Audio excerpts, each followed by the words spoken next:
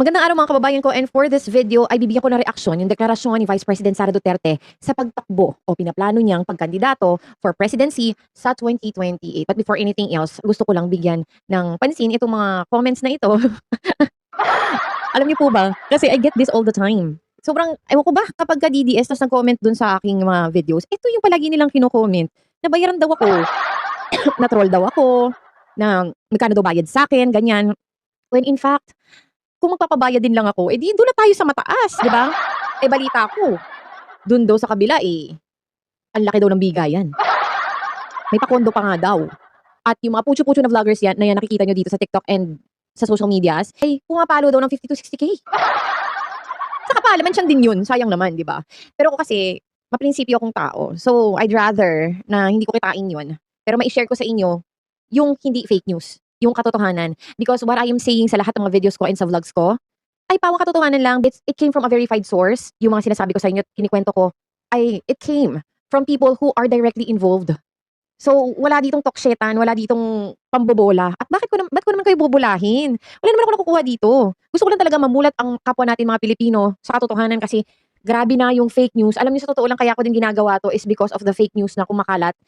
So anyway, punta na tayo sa topic natin, no, na ito nga pagtatakbo ni Vice President Sara Duterte. Guys, alam ko may mga boboto pa rin sa kanya, syempre, sumusuporta sa mga Duterte.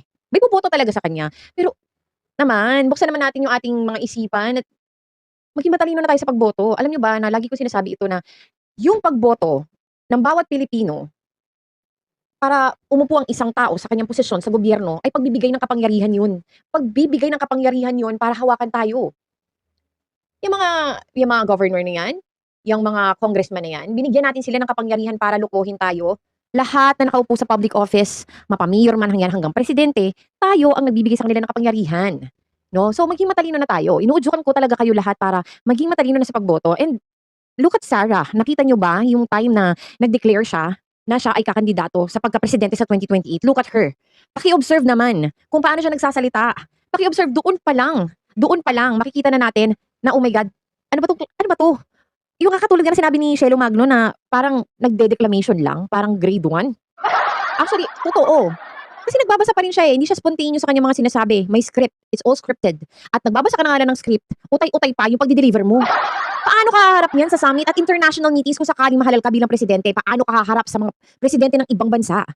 Kung ganitong presidente natin, Diyos ko, nakakahiya, guys. Nakakahiya talaga. Hindi siya pang president kasi unang-una wala siyang star factor, hindi siya kagaya ni President BBM na very spontaneous kapag nagsalita dire-diretso at talagang he knows what he is saying. May conviction siya sa kanyang mga sinasabi.